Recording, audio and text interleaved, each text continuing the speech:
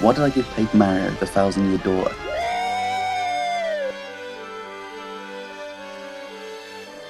When I first played The Origami King, I thought, this game is a lot of fun and has so much character. Man, I wonder what this game could have been if the combat wasn't ass. The 1,000-Year Door and the N64 original have always been revered by fans, and I can now finally understand why.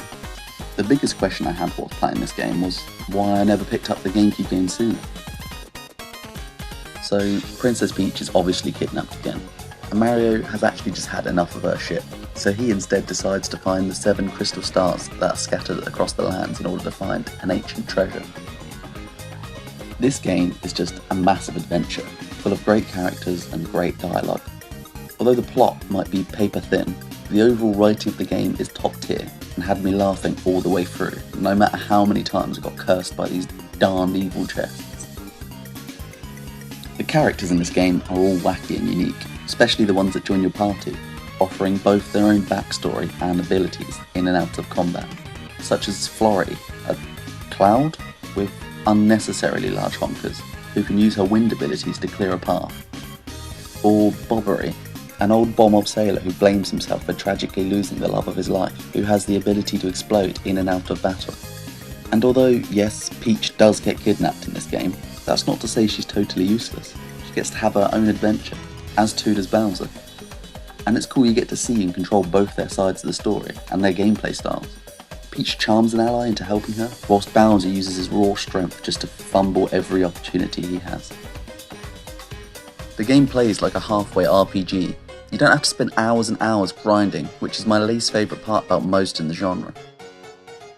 I felt like I got plenty of XP just facing each monster that crossed my path, and what makes it even better is that the combat in this game is actually fun, so I looked forward to starting a battle.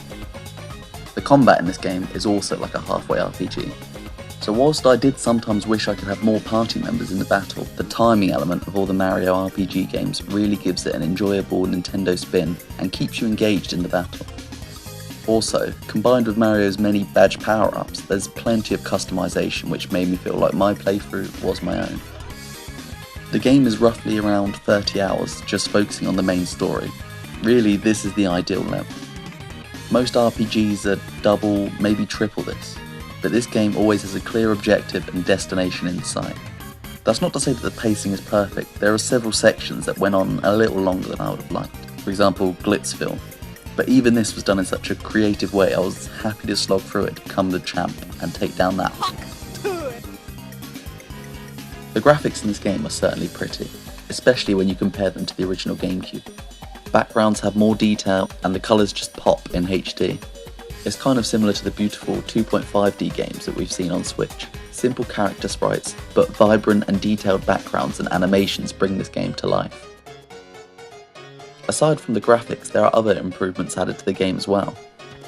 Most notable quality of life improvements include simplifying the warp room, more save points, the partner wheel, and adding a hint button to give you clues on where to go. This feature was particularly helpful after falling asleep at my Switch and coming back like a headless Goomba the next day. Unfortunately, the content side of the updates is lacking.